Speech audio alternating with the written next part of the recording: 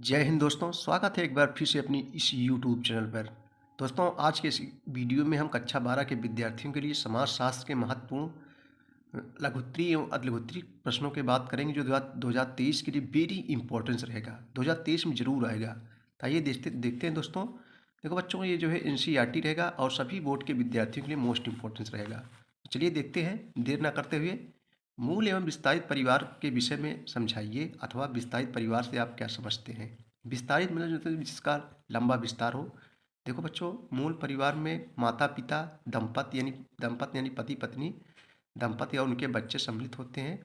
लेकिन विस्तृत परिवार, जिसे आमतौर पर संयुक्त परिवार कहा जाता है, के भिन्न भिन्न रूप हो सकते हैं, लेकिन उनमें से एक से अधिक युगल दंपति होते हैं और अक्सर दो से अधिक पीढ़ियों के लोग एक साथ रहते हैं।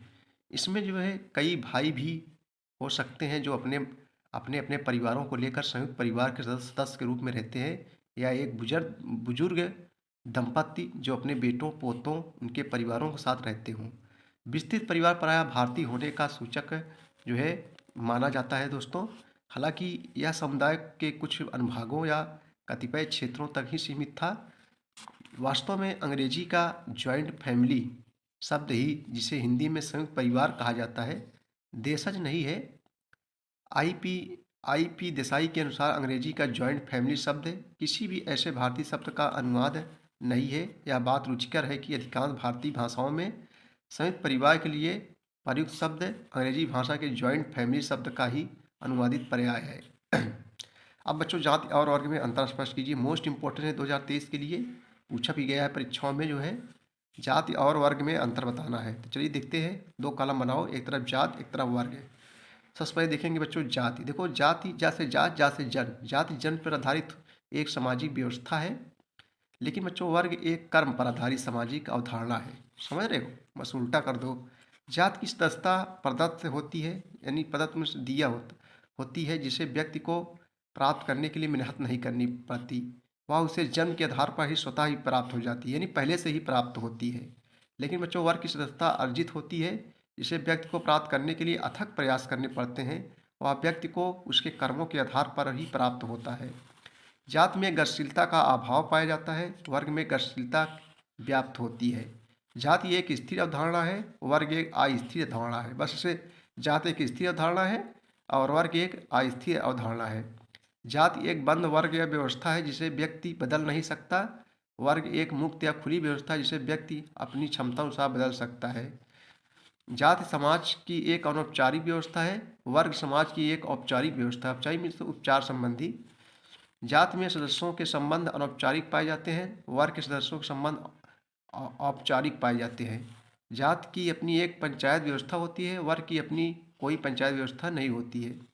जाति के सदस्यों में हम की भावना पाई जाती है, जो उन्हें जो है आत्मीयता प्रेम आदि की अनुभूति कराती है। जबकि वर्ग में अहम मैं की भावना पाई जाती है, जिससे लोग आपस में एक दूरी बनाकर रहते हैं।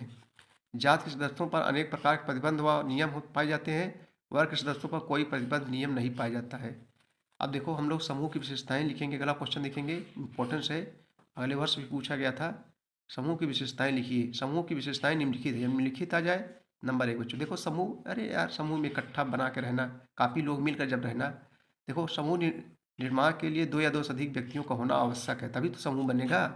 समूह का निर्माण करने वाले लोगों के हित या रुचियां समान होते हैं।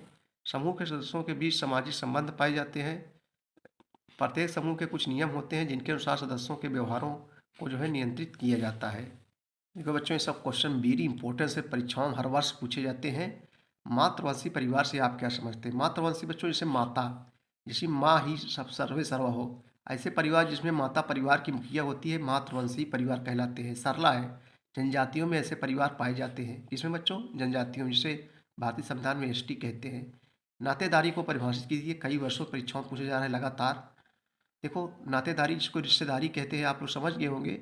नातेदारी से प्राय ऐसे व्यक्तियों के परस्पर संबंधों की व्यवस्था से है जो प्रजनन यानी बच्चा पैदा करना, प्रजनन एवं वास्तविक वंशावली के आधार पर परस्पर संबंधित है। रॉबिन फॉक्स के अनुसार जो है, नातेदारी केवल मात्र स्वजन अर्थात वास्तविक ख्यात अथवा कल्पित समरसकता वाले व्यक्तियों के मध्य संबंध है। समरसकता माने भाईचारा। रॉबर्ट केली ब्राउन के अनुसार नातेदारी सामाजिक उद्देश्यों के लिए स्वीकृत वंश संबंध है जो कि सामाजिक संबंधों के परस्परात्मक संबंधों का आधार है।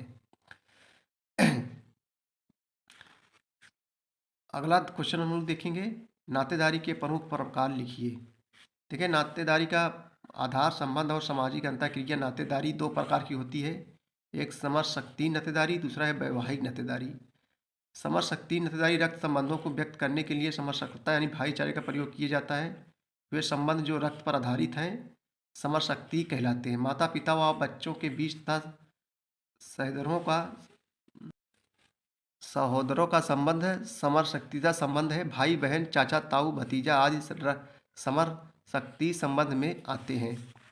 वैवाहिक नातेदारी विवाह के बंधन पर आधारित संबंधों को वैवाहिक नातेदारी कहते हैं। विवाह से केवल वर या वधू के संबंध नहीं होते अपितु वर या कन्या परिवार के अन्य सदस्यों में भी संबंध जो है स्थापित होते हैं। जैसे बहनोई जीजा साढ़ू देवरानी जेठानी आदि विवाह के कारण स्थापित होने वाले संबंधों को व्यक्त करने के लिए विवाह संबंध शब्द का प्रयोग किया जाता है।